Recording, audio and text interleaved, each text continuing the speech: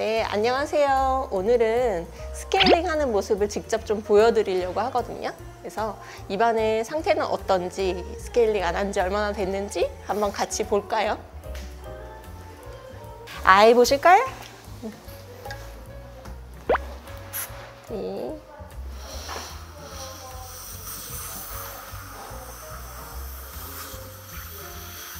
네. 치석이 좀 많이 생기셨어요. 보니까 치석이 좀 많으시고, 그 다음에 좀 치료를 많이 받으신 편인데, 그럼에도 불구하고 옛날에 치료했던 치아가 좀 깨진 것도 보이고요. 앞니 같은 경우는 뭐 교합이 좀 안 좋아서 그런 건지 좀 많이 파절됐어요. 그래서 이 정도로 많이 파절되면 사실 레진 치료나 뭐 이런 치료가 꼭 필요하거든요. 이런 부분들도 좀 보이고, 치석 같은 경우는 뭐 여기저기 많이 생기긴 하지만 주로 아래 앞니 안쪽으로 해서 많이 붙어요. 그래서 지금 보면 회색 빛깔로 보이는 약간 오래된 치석까지도 보여요. 그리고 또 사람들이 많이 생기는 부위가 이솔질하기 어려운 곳, 여기 바깥쪽 이쪽으로 해서 치석이 되게 많이 붙습니다. 그리고 치석이 형성되는 거는 제가 말씀드렸지만 음식물 찌꺼기가 세균과 같이 찐득찐득하게 만드는 이런 치태, 이것과 침 속에 들어있는 광화 물질들, 칼슘이나 인 이런 것들이 섞여서 딱딱하게 굳는 게 치석이거든요. 그래서 그런 것들은 주로 잇몸 주변으로 이렇게 쭉 붙어 있으면서 잇몸에 염증을 만들고요. 염증이 만들어지면 잇몸은 뚱뚱 붓거든요. 그래서 피도 나고 나중에 이제 심각한 경우에는 치아가 막 흔들려서 빼게 되는 치주 질환에도 이완되기도 하고요. 그냥 흔하게 이렇게 쉽게 볼 수 있는 거는 치석이 많이 붙는다고 말씀드렸던 아래 앞니 쪽에 잇몸이 이렇게 뚱뚱하게 붙는 모습. 원래는 이게 훨씬 더 착 붙어 있어야 되거든요. 오히려 여기 이제 까맣게 틈 보이면 싫어하시지만 원래는 틈이 있는 것도 정상적인 범주고요. 치석 때문에 여기가 이제 꽉 차 있거나 잇몸이 부어서 여기를 꽉 채우고 있는 경우에 그럴 때에는 이렇게 뚱뚱하게 보이기도 합니다. 스케일링은 어쨌든 기본적으로 뭐 영어로 해서 그런 거지 치석을 제거하는 모든 행위를 스케일링이라고 하거든요. 근데 우리가 흔하게 이런 치과에 가서 받는 스케일링이라고 하면 물 많이 나오는 그런 초음파 스케일링을 받으셨을 거예요. 근데 스케일링이 꼭 그 종류만 있는 건 아니고 옛날에 컨벤셔널하게 아주 전통적인 방법으로 이렇게 기구로 막 탁탁 긁어내면서 하는 스케일링도 스케일링이라고 부르거든요. 근데 이제 일반적인 스케일링을 제가 오늘 보여드릴 거고, 이렇게 체어에 일체형으로 되어 있는 스케일러도 있지만 아예 따로 조금 더 팬시하게 이렇게 기계로 나오는 그런 스케일러도 있는데, 아무튼 이제 요걸로 여기다가 스케일링 팁이라는 것을 꽂아가지고 엄청 많은 진동을 이용해서 이제 초음파에 해당하는 그런 진동을 이용해서 치아 표면에 붙어있는 그런 딱딱한 조각들을 톡톡톡톡 깨는 것이라고 생각하시면 될 것 같고요. 그 힘이 그렇다고 그렇게 강하지는 않아서요. 우리 치아의 겉면을 감싸고 있는 범낭질은 엄청 단단한 층이기 때문에 이 스케일링을 한다고 해서 범낭질이 깨지거나 치아에 금이 가거나 그렇지는 않습니다. 가장 이제 환자분들 힘들어 하시는 게 물이 많이 나오니까 숨 쉬는 것도 힘들고 뭐 중간중간 좀 쉬었다가 하고 뭐 이런 것도 있으니까요. 물 때문에 힘드신 분들은 쉬엄쉬엄 하시면 좋을 것 같고, 아예 물을 나는 못 참겠다 하시면 그냥 수기구로 하는 그런 스케일링을 한번 받아보시는 것도 괜찮을 것 같아요. 자, 우리가 치과에서 사용하는 스케일러는 보통 이렇게 생겼고요.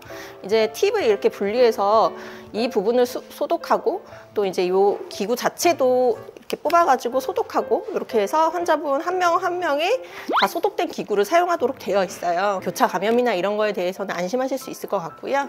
잇몸 쪽을 잘 왔다 갔다 할 수 있는 이런 팁과 요게 이제 물이 엄청 세게 뿜어 나올 거예요. 그래서 이 팁을 식혀주면서 이렇게 해줍니다. 그래서 너무 뭐 엄청 무서운 그런 기구는 아니에요.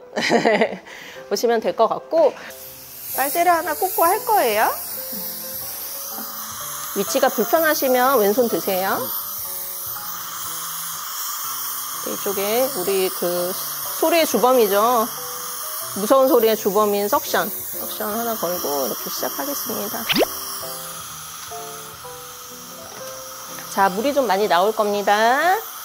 숨쉬기 힘드시면 왼손 드세요.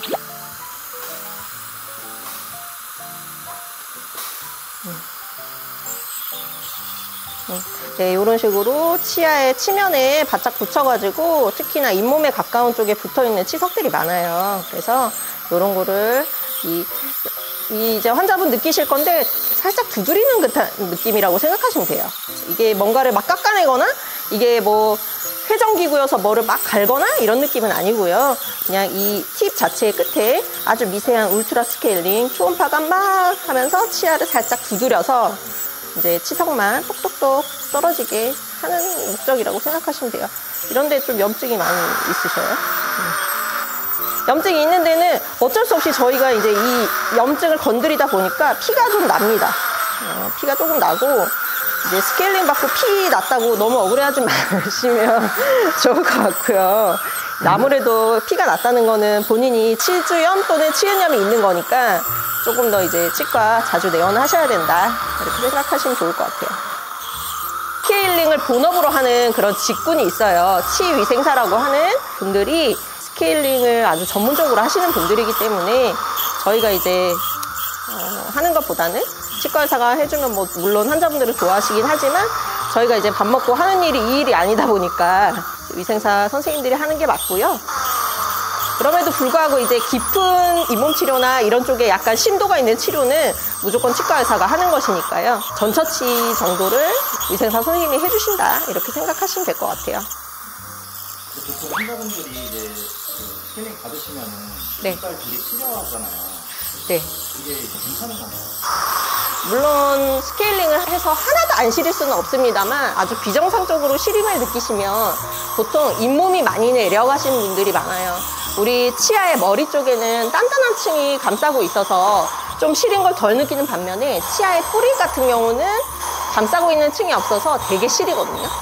그래서 잇몸이 좀 많이 내려가시는 분 또는 잇몸이 좀 많이 패인 분 그리고 이가 뭐 썩은 분 이런 분들은 그 위치에서는 당연히 시릴 수밖에 없습니다. 스케일링을 자주 안 하게 되면 네. 일단 스케일링을 자주 안 한다는 건 치석을 많이 모으고 있다는 뜻이겠죠. 치석이라는 건 제가 누누이 말씀드리지만 세균 덩어리예요. 세균이 그러니까 치석 자체가 세균이 아니고 치석은 엄청 거칠거칠한 표면을 만들어서 세균이 붙어 살 수 있는 환경을 만들거든요. 그러면 그 세균들이 어떤 일을 하냐? 좋은 일을 하진 않겠죠.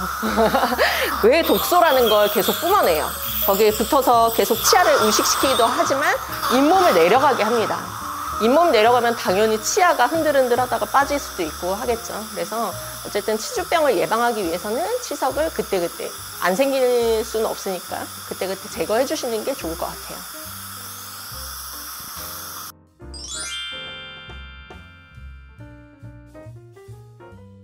어쨌든 스케일링을 받으면 잇몸병을 예방할 수 있어요. 잇몸병은 우리 한국 사람이 가지고 있는 제일 많은 질병 중에 하나거든요. 우리 흔하게 겪는 감기처럼 너무나 많은 분들이 잇몸병 가지고 계세요. 근데 이거를 예방하기 위해서는 스케일링이 기본이 되지 않을까. 그래서 스케일링 아주 비싸거나 부담되는 치료는 아니니까요.